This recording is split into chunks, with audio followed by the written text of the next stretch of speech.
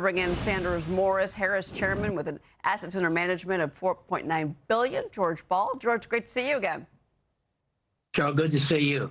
Tell us about this pick. Well, Trade Desk is one of the largest digital advertising companies, and it's a fallen, a tarnished angel. Stock is down from over 40 in the last 9 months, as high as 60 in 2024. It's down to just over $20 a share. It's had a slew of problems. Senior executives departing, one of their advertisers wondering if Trade Desk was cooking the books a little bit when they were billing, but yet it's a stock selling at about 10 times expected earnings for this year. It's not one of the ringed fence advertising companies like Meta, for example. It uses every outlet in the world. Its CEO has just spent over $100 million of his own money to buy the stock. And I think it's the sort of fallen angel, tarnished angel, that if you buy it as a speculation and put it away, could make you a lot of money. It's a very interesting space.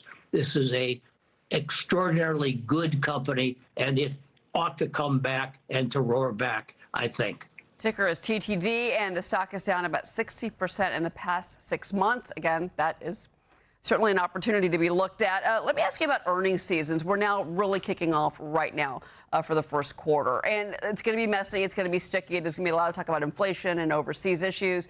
We're hearing from the banks tomorrow. We're going to have J.P. Morgan Chase. We're going to have B of A this week, as well as a PepsiCo, a Netflix, a Johnson & Johnson. Give me your sense in general of earnings season and your expectations going in for the first quarter.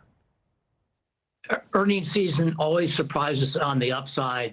And here I think the surprise will be how large the upside beat will be.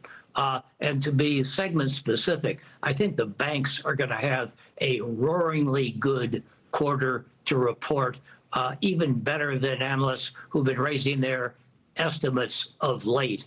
And if you look at the broader industrial S&P 500 universe, you could see 12 to 15% increases year over year, where the estimates up to recently have been to 8 to 10, maybe 12%. So the earnings themselves may even overshadow geopolitical events for at least a week or so.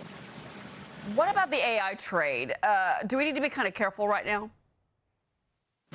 I think the AI trade is a very dangerous one right now. There's obviously a good deal of upside to it and a good deal of future and speculative fervor. But I think this is a time to eschew, to stay away from the AI trade. A very wise old veteran investor once told me, even more veteran than me, I've never lost money in a stock that I didn't own.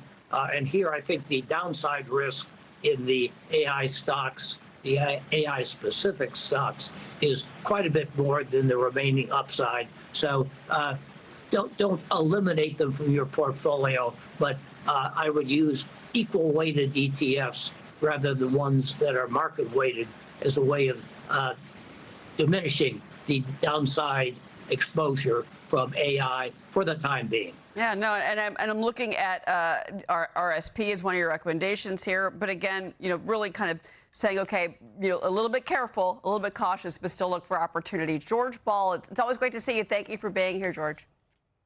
Enjoyed it. Thank you. All right.